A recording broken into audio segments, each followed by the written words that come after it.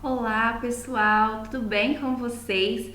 Vamos iniciar hoje mais uma aula de português. E hoje a nossa aula é uma aula de revisão. Então, é uma aula muito importante. Então, eu quero que todos vocês que estão assistindo agora, os alunos do segundo B, do segundo C e do segundo D, peguem os cadernos e façam as suas anotações ao longo dessa aula, porque é uma aula de revisão de tudo que nós vimos nesse período de aulas não presenciais. Então é muito importante que vocês vão marcando tudo que vocês acham importante, relevante. Não precisa ir marcando tudo que eu vou falando. Vai fazendo em forma de tópico, em forma de esquema, que é muito mais fácil e muito mais rápido para vocês irem fazendo aí. Mapa mental, do jeito que vocês acharem melhor, tá bom? Vamos começar? Bom, para quem não se lembra, nós começamos, esse período de aulas não presenciais com a prosa romântica, né? Nós já tínhamos falado, adentrado na parte do romantismo, na parte da literatura, só que nós tínhamos visto apenas a parte da poesia. Então, para eu rever com vocês as divisões da prosa dentro do romantismo, vamos relembrar um pouquinho do que foi o romantismo, qual que eram as 3 gerações da poesia, quais eram as características do romantismo. Vamos fazer uma geral aqui, antes da gente falar da prosa? Preparados? Bom, gente, primeira coisa, nós vimos 2 períodos literários até agora no segundo ano, romantismo e o realismo, né? Então, o romantismo, ele acontece na primeira metade do século XIX, né? Acompanha aí a setinha, ó. Primeira metade do século XIX. E o realismo na segunda metade do século XIX, certo? E existem aí contextos históricos um pouquinho diferentes de um e do outro. O que é contexto histórico mesmo? É aquilo que está acontecendo ao redor do mundo e até mesmo no Brasil quando a gente fala de literatura. Porque a literatura nada mais é, pessoal, do que um reflexo do que está acontecendo na sociedade. Assim como uma música, como um filme, eles não retratam o que está acontecendo no nosso cotidiano. Então, a poesia, a literatura em prosa, por exemplo, a literatura de forma geral, ela representa o que acontece no mundo naquele período. Então, para a gente entender um pouquinho da literatura do século XIX, a gente vai voltar um pouquinho no contexto histórico. Mas a gente vai falar do contexto histórico do Brasil, especificamente. Porque nós vamos retomar aí o romantismo no Brasil, tá? O romantismo no Brasil, pessoal, ele teve 2 divisões, em poesia e prosa. Ou seja, ele foi produzido em 2 formas. O que é poesia e prosa mesmo? Poesia, tipo de texto escrito em versos, estrofes, com rimas, com todos aqueles recursos estilísticos característicos de um poema que nós já vimos lá no primeiro bimestre. Versos, rimas, lembra a metrificação dos versos que a gente viu? Os tipos de rima nós também já vimos. E prosa é aquele tipo de texto escrito como em parágrafos, ou seja, o texto que não está escrito em poesia, que não está em versos e estrofes, certo? Bom, lá no Brasil, aqui no Brasil, no caso, no início do século XX, no início do século XIX, existem 2 acontecimentos aí que marcaram o início do romantismo. Vamos falar um pouquinho sobre eles. Primeiro, a vinda da família real para o Brasil. Que família real? Lembrem-se, Brasil era colônia de Portugal, ou seja, o Brasil não era um país independente, Era colônia de Portugal. Então a família real veio para o Brasil, ou seja, a família real de Portugal veio para o Brasil. E junto com Dom João VI, em 1808, veio os costumes nobres, do pessoal lá de Portugal. Então veio a literatura junto com eles, algumas comidas típicas, os costumes que eles tinham lá, as vestimentas. Então esse costume europeu começou a ser introduzido aqui na nossa colônia, que era Brasil, tá? E aí alguns anos depois, em 1822, aconteceu algo algo diferente. O Brasil deixou de ser colônia de Portugal porque nós nos tornamos independentes, né? Com a proclamação aí da independência em 1822, o Brasil não é mais colônia de Portugal e se torna um país independente.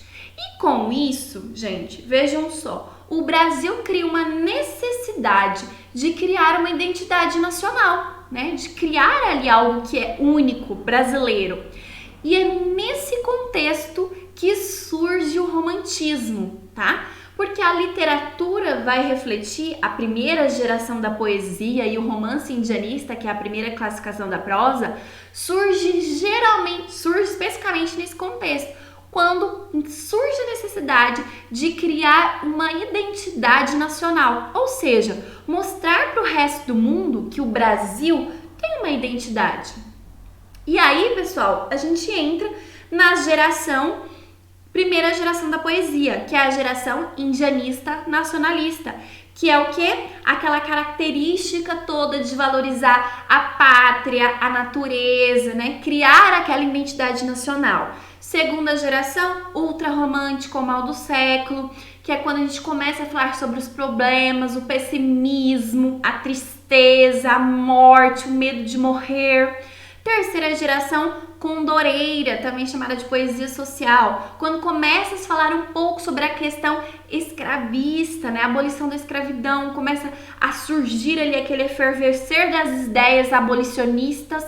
Então, a gente já tá ali quase transitando pro realismo, já no finalzinho do romantismo, então a gente já tá começando a falar sobre sociedade, né, então existe ali uma transição, olha a diferença. Então a gente passa da valorização do país, passa pro eu, pro meu sentimento e vai lá para a sociedade, para os problemas da sociedade. Então o romantismo, a poesia passa por essas 3 gerações. Mas, pessoal, o que nos interessa aqui nessa revisão? As 3 classificações do romantismo em prosa, tá? Que é o romance indianista, o romance urbano e o romance regionalista, tá bom? Vou falar sobre cada um deles com vocês. Só retomei a poesia, mas eu quero que vocês guardem bem a classificação da prosa, porque vocês vão necessitar dessa classificação da prosa para nossa avaliação, que vai acontecer daqui a alguns dias. Mas antes de eu falar da prosa, eu vou relembrar as características do romantismo com vocês. Bom, primeira coisa, o romantismo ele é subjetivo, então a linguagem é subjetiva, envolta em emoções, em sentimentos, né? Uma das características principais é o nacionalismo, essa valorização da nação. E aí, junto com essa valorização da nação, a gente pode citar a exaltação da natureza e a criação do herói nacional. Quem foi o herói nacional no romantismo na primeira geração? O índio, lembra? Junto com a valorização do país, com a valorização da natureza, o escritor romântico criou o herói nacional. Quem era o nosso herói nacional? O índio, né? Idealizado, puro. E também no romantismo nós também temos a idealização da mulher. A mulher perfeita, sem defeitos nenhum, amada, tá? Então nós temos toda essa questão sentimental em volta aí da linguagem utilizada no romantismo. Totalmente diferente do que nós vamos ver no realismo. Tranquilo? Podemos continuar? Bom, falando de prosa, pessoal, como que surge então o romantismo escrito em prosa no Brasil? Muito simples, e isso é importante vocês não esquecerem, tá? Primeira coisa, o romantismo em prosa, escrevam aí, surge com o livro A Moreninha, com a obra A Moreninha, de Joaquim Manuel de Macedo. E vocês se lembram como que o romantismo em prosa surgiu no Brasil? Ele surgiu por conta dos folhetins, os romances de folhetim, né? Até coloquei aqui um desenho de um jornal do lado para vocês fazerem a referência do folhetim. O que era isso? O folhetim nada mais é, o romance de folhetim nada mais é do que capítulos do romance sendo publicados periodicamente nos jornais.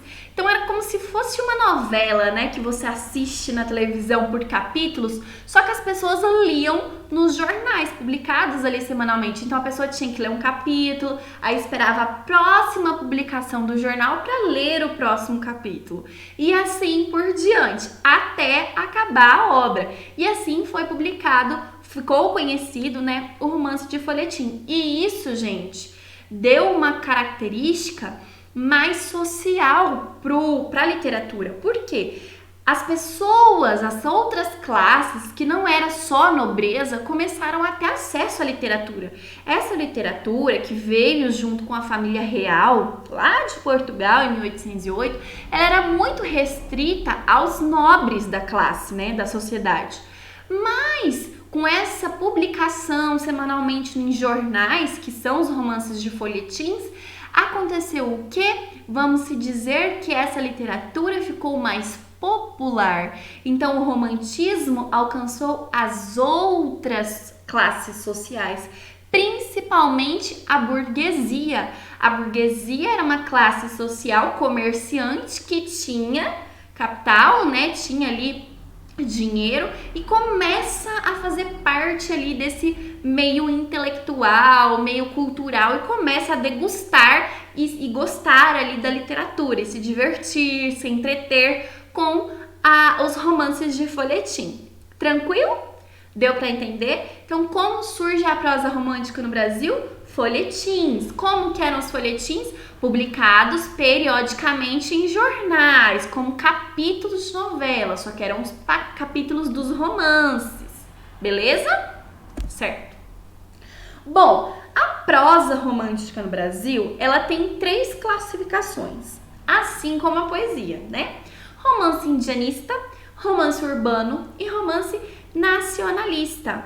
Olha, gente, eu fiz uma coisa errada. Eu escrevi nacionalista aqui, mas é regionalista. Então vocês desconsiderem aí, tá? É regionalista. Deixa eu até ver se depois aqui... Ah, aqui eu escrevi certo. É regionalista. Agora que eu estou vendo que eu escrevi errado aqui, tá? É romance indianista, urbano e regionalista. Bom, pessoal, vamos lá. O romance indianista... e eu vou falar uma coisa pra vocês, é muito fácil, porque o próprio nome da classificação do romance já te dá uma ideia das características, porque romance indianista vai falar sobre o quê?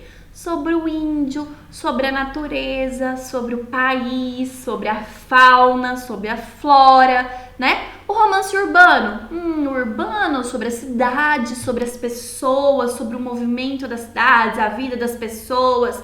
E o romance regionalista? Bom, regionalista, parece que eu estou regionalizando uma região específica. Isso, eu estou saindo do urbano, estou indo para regiões, estou valorizando o interior do nosso país agora. Então vamos ver as características de cada um bem rapidinho?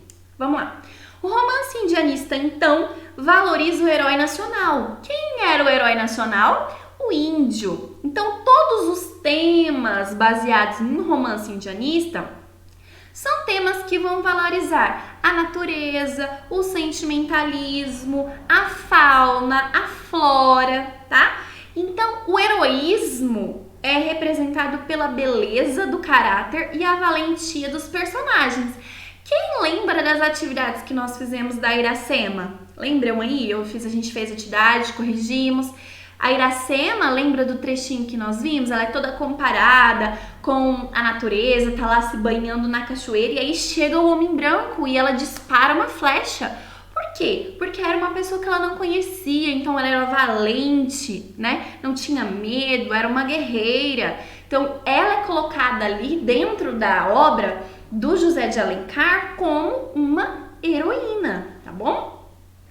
Então, falando de José de Alencar, né, o principal autor dessa fase da prosa romântica, que é caracterizada como romance indianista, é o José de Alencar. Ele escreveu diversas obras, o Guarani, Iracema, o Birajara, mas a mais famosa de todas, e aí a gente trabalhou sobre ela, foi a Iracema. E fiquem ligadinhos aí na Iracema, não se esqueçam dela, viu?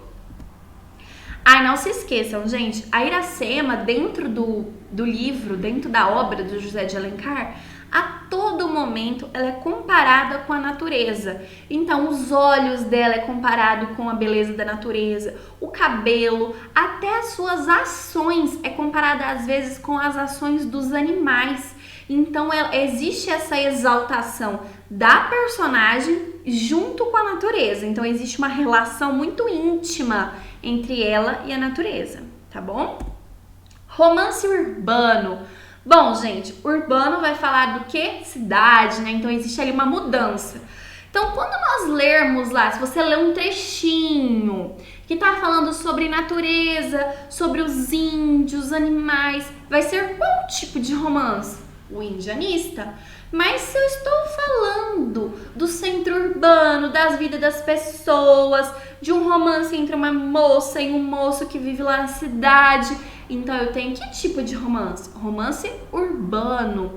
O romance urbano, pessoal, ele retrata a relação social, a vida das pessoas de uma classe social muito específica, a burguesia. Vejam bem como a burguesia aparece no romantismo. Lembra que eu disse para vocês, quando surge o romance de folhetim, a burguesia começa a degustar a literatura, porque essa literatura deixa de ser exclusivamente da nobreza e passa a atingir outras classes sociais?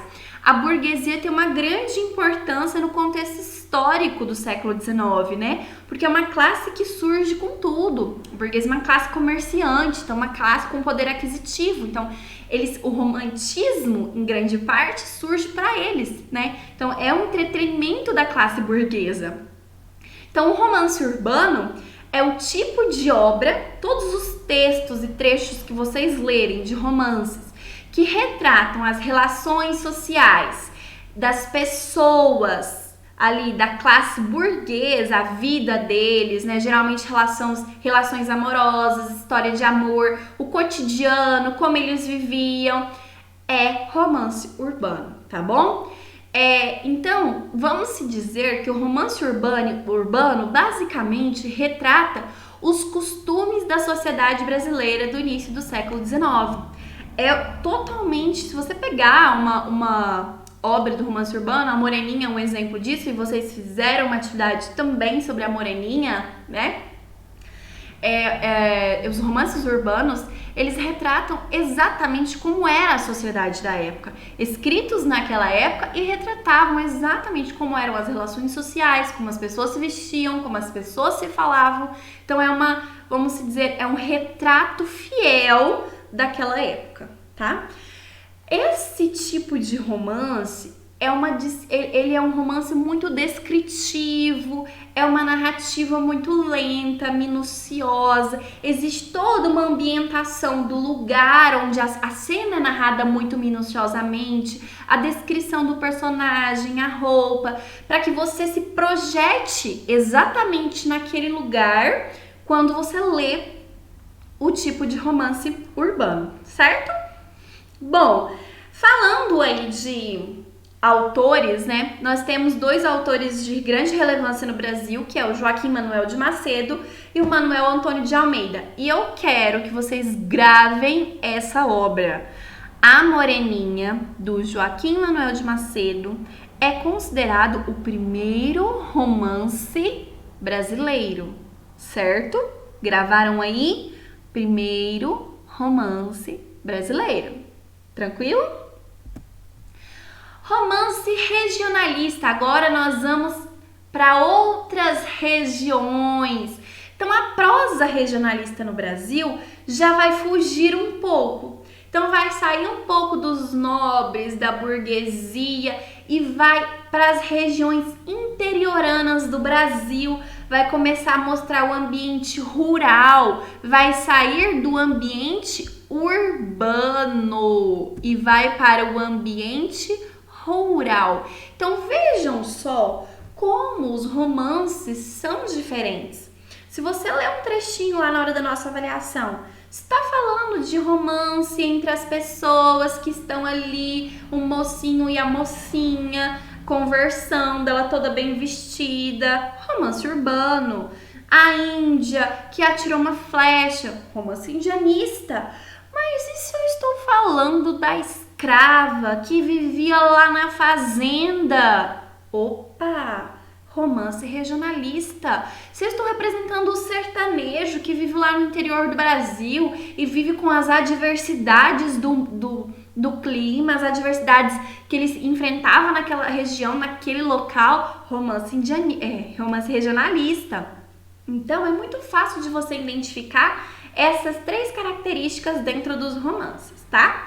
Bom, como eu disse, o romance regionalista, então, ele vai regionalizar, então vai representar o ambiente rural e não mais a cidade.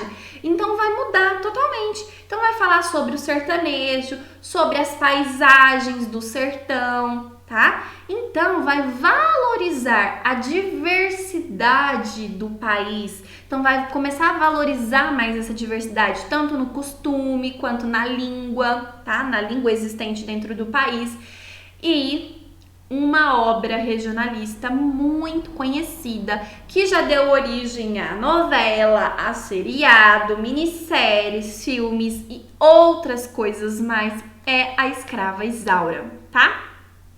A Escrava Isaura foi escrita pelo Bernardo Guimarães. Vocês também fizeram uma atividade sobre a obra da Escrava Isaura, então fiquem ligadinhos, né? A gente viu um pouquinho sobre o diálogo dos dois, do dono que não era dono e do outro que era apaixonado por ela. Nós conversamos um pouquinho sobre os dois lá na nossa correção. Então eu quero que vocês fiquem ligadinhos aí na Escrava Isaura. Escrava Isaura, romance regionalista. Então não se esqueçam dessas três obras que eu falei: Iracema, romance indianista; A Moreninha, romance urbano; e A Escrava Isaura, romance regionalista. Marcou aí no seu resuminho? Beleza. Bom, gente, vamos parar um pouquinho e vamos falar agora de realismo. O romantismo, nós já demos uma repassada em tudo, falei sobre as três classificações de prosa, agora eu quero falar sobre o realismo. O realismo, pessoal, aconteceu na segunda metade do século XIX, certo? Não vamos esquecer isso. Então, romantismo primeira metade, realismo na segunda metade. O realismo é um movimento estético, né, literário, que surgiu então ali na segunda metade do século XIX. Ele surge na Europa, assim como a maioria dos movimentos literários surgem na Europa, depois vem para o Brasil. E a gente vai ver onde ele surgiu, por que ele surgiu, qual era o contexto histórico da Europa quando ele surgiu e quando foi que ele veio para o Brasil, tá bom? Bom, então o realismo surge lá na França com a obra chamada Madame Bovary, tá bom, gente? Essa obra, Madame Bovary, é considerada uma obra inaugural do movimento realista. Por quê? A gente tem a obra marco inaugural do realismo aqui no Brasil, que é Memórias Póstumas de Brás Cubas, mas, de modo geral, no mundo, a obra considerada inaugural do realismo é Madame Bovary, tá bom? Que foi publicada lá na França. Bom, gente, qual é a diferença do realismo para o romantismo? O realismo não tem mais a intenção de representar os sentimentos, de idealizar a mulher, de criar um herói nacional. O realismo, como o próprio nome diz, tem a única intenção de mostrar a realidade da nossa sociedade. E isso se deve ao contexto histórico, ou seja, ao que está acontecendo no mundo naquele momento. A sociedade mudou muito. Por quê? Lá na Europa, vamos falar da Europa, porque foi lá que surgiu o movimento, alguns acontecimentos históricos estavam acontecendo. Então, nós tivemos a segunda revolução industrial, então o desenvolvimento das indústrias, das produções, e junto com isso surge o movimento operário, então as insatisfações dos funcionários, as revoltas, né, as condições de trabalho. Então, a mentalidade das pessoas começaram a mudar. E junto com esse desenvolvimento industrial, houve um boom, um grande desenvolvimento no ramo das ciências. Então nós tivemos várias atividades ligadas às ciências, à filosofia, à sociologia, que começaram a se desenvolver, várias teorias que vocês estudam, tanto na filosofia, na biologia, na sociologia, que se desenvolveram. As pessoas mudaram a concepção. O racionalismo, a razão, a tecnologia, o experimentalismo, essas coisas passaram a ter mais valor para a sociedade do que o sentimento e a emoção que era valorizado lá pelos românticos na época do início do século XIX. A sociedade mudou. Nós estamos lidando agora com uma sociedade que está se desenvolvendo, tanto economicamente como cientificamente, e essa sociedade agora começa a refletir: opa, pera lá, existem alguns problemas acontecendo ao meu redor. E é sobre isso que a literatura vai falar agora, sobre os problemas que a sociedade estava enfrentando. Entenderam? Belezinha? Bom, pessoal, então quais são as características do realismo? Linguagem direta e objetiva, ou seja, totalmente ao contrário do romantismo, onde a linguagem era subjetiva. Então notem, gente, que o movimento literário realismo surge em oposição ao sentimentalismo exagerado do romantismo, tá bom? E quando a gente fala de literatura, com exceção de alguns movimentos que vocês vão perceber até o final do terceiro ano, geralmente uma escola literária surge sempre em oposição à outra, porque se fosse só para reafirmar os mesmos valores e as mesmas características, não surgiria uma nova escola literária. A gente continuaria com a mesma escola literária até os dias de hoje, mas não. Se a gente estuda romantismo, realismo, naturalismo, simbolismo, parnasianismo, pré-modernismo, modernismo, é porque existe uma evolução ao longo da literatura. E a cada movimento literário houve uma mudança na sociedade. E essa mudança na sociedade refletiu na escrita, tá bom? No realismo, a narrativa vai ser detalhada e descritiva, porque eles tentam trazer na literatura o mais próximo possível da realidade. Então, todo o ambiente, toda a narrativa é detalhada, é escrita minuciosamente, tá bom? Por quê? Porque eles tentam fazer essa representação o mais próximo possível da realidade, certo? Critica a realidade, a sociedade da época e os valores burgueses. Agora sim a gente está falando de crítica. Então agora eu começo a criticar as questões de preconceito, as questões que as pessoas olham, os interesses financeiros, a traição, a mentira, né? A soberba, todas essas questões que eu elenquei aqui para vocês vão começar a ser criticadas dentro da literatura. Como, professor? Como que eles vão criticar? Através das ações dos personagens. Então, através das ações dos personagens, a gente começa a identificar uma crítica da própria sociedade. Porque lembrem-se, toda obra que é retratada, tanto no realismo quanto no romantismo, conta a história de personagens que viviam naquela época. É uma ficção, mas né, as pessoas viviam naquela época. Então, são personagens que estavam rodeados ali naquele período. Por exemplo, a obra lá que a gente estudou, Memórias Póstumas de Brás Cubas, que vocês fizeram atividade. Quando conta a história, quando ele começa a narrar o seu óbito, né, no primeiro capítulo, que ele conta a história do seu amigo que fez lá o discurso no dia do seu enterro, ele tá fazendo uma crítica. Por que ele tá fazendo uma crítica? Porque o amigo só fez o discurso porque ele deixou em vida apólices para ele, ou seja, bens. Então ele faz uma crítica de interesse ali, tá bom? Bom, existe toda uma análise psicológica das personagens, então as ações das personagens vai ser levada muito em consideração. Então, por exemplo, existe um capítulo dentro de Memórias Póstumas de Brás Cubas que entra uma borboleta preta dentro do quarto. E ele pega a toalha e de repente bate na borboleta e mata a borboleta. Daí ele pensa, bom, se ela fosse azul, né? Mas ela era preta. Se ela era preta, eu tinha que matar. Então existe o quê? Existe uma crítica ali. Quer dizer que a cor preta está remetendo a ele a algo negativo, mas o azul não. O azul levaria ele a pensar que seria algo bom e ele poderia deixar a borboleta viver. Então essa análise psicológica das personagens é levada em consideração, tá bom? Personagens comuns e sem idealização.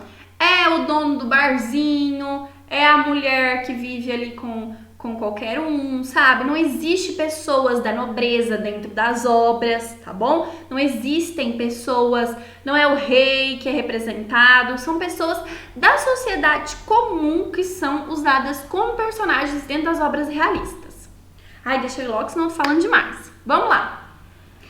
Falando do realismo no Brasil. O realismo no Brasil iniciou-se em 1881 com a publicação de Memórias Póstumas de Brás Cubas, de Machado de Assis. Gente, olha a diferença.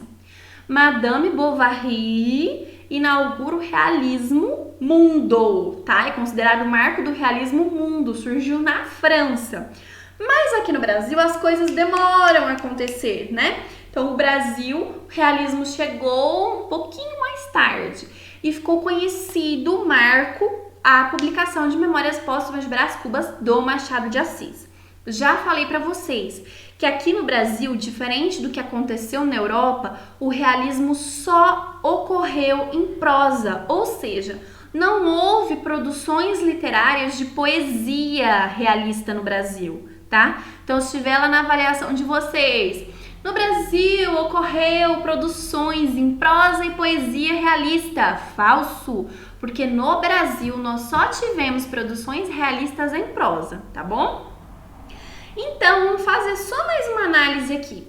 Enquanto lá no romantismo os temas preferidos eram idealizar a mulher, idealizar o amor, exaltar um herói nacional, exaltar a natureza, aqui no realismo o objetivo do autor é retratar uma mulher adúltera, as pessoas mentirosas, o amor corrompido, o amor desgastado, o egoísmo, o interesse pessoal, o fracasso, o cenário urbano e as condições miseráveis que as pessoas viviam naquela época.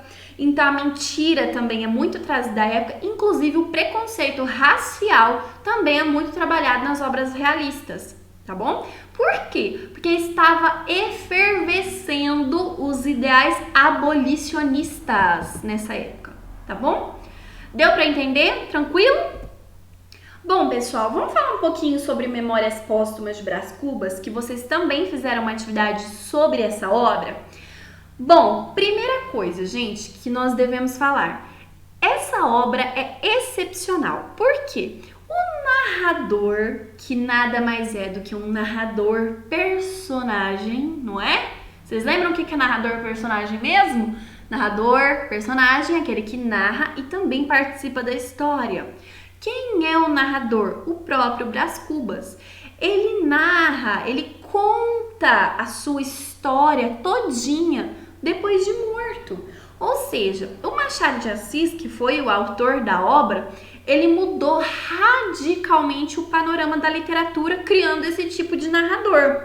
Então, além dele ter sido irônico na forma com que o narrador vai expondo ali os privilégios da elite da época, como que ele vai expondo como que as coisas vão acontecendo, ele foi inovador. Quem já havia pensado lá no século XIX, pensem aí vocês, gente, Machado de Assis me publica uma obra lá no século XIX com um narrador que está contando sua história depois de morto. Imaginem isso na época para as pessoas. Aquilo foi algo totalmente inovador. Então, Brás Cubas inovou muito.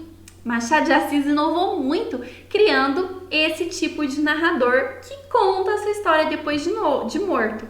E aí vocês tinham uma questão lá na atividade que pedia para vocês explicarem qual que era a diferença de autor defunto e defunto autor, né? Porque lá no primeiro capítulo da obra, o narrador, o Brás Cubas, fica, eu fiquei pensando se eu começava a contar as histórias como um autor defunto ou um defunto autor. E aí ele chega à conclusão que ele vai contar como um defunto autor, porque assim é muito mais galante, muito mais novo, enfim. E aí vocês tinham que me explicar a diferença, eu já fiz a correção dessa atividade, né? Então, autor defunto é aquela pessoa que primeiro ele é um autor, né, gente? Ele escreve em vida e um dia ele morre. Mas o defunto autor, na verdade, ele morre e se torna um autor depois de morto. Professora, isso é impossível, não tem como a pessoa ser autor depois da sua morte. Para Machado de Assis, isso foi possível, tá? Falando um pouquinho sobre o personagem principal aí da obra, o Brás Cubas, né? Ele era um filho abastado da família Cubas. O que é abastado? Tinha um pouquinho de dinheiro, né? E é o narrador do livro. Durante toda a obra, todo o romance aí, ele conta suas memórias. Porque ele tá morto, então ele vai fazer o quê? Contar as suas memórias, a sua vida, o que aconteceu enquanto ele viveu. Escritas após a sua morte. E nessa condição é o responsável pela caracterização de todos os demais personagens. E aí eu pergunto pra vocês. O realismo tinha a intenção de criticar a sociedade, não tinha? Expor tudo o que estava acontecendo, expor, né, como que vivia a elite da época, a crítica ali em volta da burguesia, os costumes, como eles viviam, o interesse pessoal, como que as pessoas lidavam com esses interesses pessoais. Prestem atenção. O Brás Cubas era o narrador. Então, ele era responsável por falar como iam ser todos os personagens do livro e ia contar todas as histórias ali de todo mundo, certo? Mas ele tá morto. Ele poderia falar o que ele quisesse de qualquer um, sem se preocupar com o que as pessoas iam achar. Essa era a vantagem dele ser um defunto autor. Ele não precisaria se preocupar com o que os outros iriam achar, porque ele já estava morto mesmo. Ele podia falar do vizinho, do amigo que foi interesseiro para ler o discurso dele, né? Ele podia falar sobre quem ele quisesse. Ele podia falar sobre o pai, sobre a mãe, sobre quem ele quisesse, porque ele estava morto. Então não precisava se preocupar com a opinião dos outros. Diferente de um autor defunto, que escreveria em vida e depois morreria, então ele teria que se preocupar com o que as pessoas iriam achar do que ele estava falando. Então olha só como Machado de Assis foi brilhante. Falando de Machado de Assis, gente, ele também criou uma outra obra muito legal, que foi Dom Casmurro, que ainda não deu tempo da gente trabalhar, mas eu queria falar um pouquinho com vocês. O Machado de Assis, ele sempre teve a sua escrita, né, considerada romântica. Mas lá em 1880 teve uma grande mudança na sua estilística, no seu modo de escrever, nos temas que ele abordava. E aí ele acabou se tornando o grande inaugurador do realismo no Brasil, com essa publicação desse livro, Memórias Póstumas de Brás Cubas, em 1881. Porque foi um livro que mudou totalmente a temática e o jeito com que as obras vinham sendo escritas, né? Então vamos pensar lá na Iracema, vamos pensar na Moreninha, na Escravizaura. Memórias Póstumas de Brás Cubas não tem nada a ver com aquele tipo de escrita e com aquelas temáticas. Então, acaba que essa obra do Machado de Assis inaugura um novo movimento literário no Brasil, tá bom? Então, só para falar um pouquinho sobre ele aí, é a partir então dessa ironia, do pessimismo do Brás Cubas, né? Porque o Brás Cubas, ele é pessimista no livro. Acaba que o Machado de Assis faz uma profunda reflexão sobre a sociedade brasileira, né? E essa reflexão que ele faz sobre a sociedade brasileira, essa crítica, vai marcar a obra dele para sempre. Porque ele ficou tão famoso, que essas obras são consideradas até hoje as obras mais famosas de Machado de Assis. Inclusive, eu não sei se vocês viram, mas eu mandei esses dias no grupo que Memórias Póstumas de Brás Cubas foi publicado esses tempos nos Estados Unidos, uma versão em inglês, e assim, esgotou nas primeiras semanas, esgotou, porque até hoje Machado de Assis faz história fora do nosso país, tá bom? E só para complementar, lá em 1897 Machado de Assis foi o grande fundador da Academia Brasileira de Letras e foi o primeiro também presidente da Academia Brasileira de Letras, só para conhecer um pouquinho mais da história dele, tá bom? Então talvez é interessante você saber um pouquinho sobre a vida dele, tá? Bom, gente, é isso a nossa aula de hoje, a nossa revisão. Eu espero que vocês tenham marcado aí todos os tópicos que vocês acharam mais importante. Isso foi um pouco não, foi tudo que nós vimos de literatura desse período não presencial. Nós vimos outras coisas também, nós falamos sobre artigo de opinião, mas para essa nossa avaliação eu resolvi separar apenas a literatura. Então eu gostaria que vocês dessem uma retomada agora nessas anotações de vocês e junto eu estou enviando também 2 resumos aí para vocês, tá bom? Esses resumos eu já enviei em outras aulas, mas eu vou reenviar de novo, né? Porque nunca é demais mandar de novo para quem ainda não tem, tá bom? Um beijo para vocês, estou com muitas saudades, desejo que todo mundo estude e já ia esquecendo, na sexta-feira vai haver uma atividade de revisão para vocês, tá? Sobre essa aula, então fiquem ligadinhos, que vai ser com base na nossa avaliação da outra semana, tá bom? Beijos e até a próxima!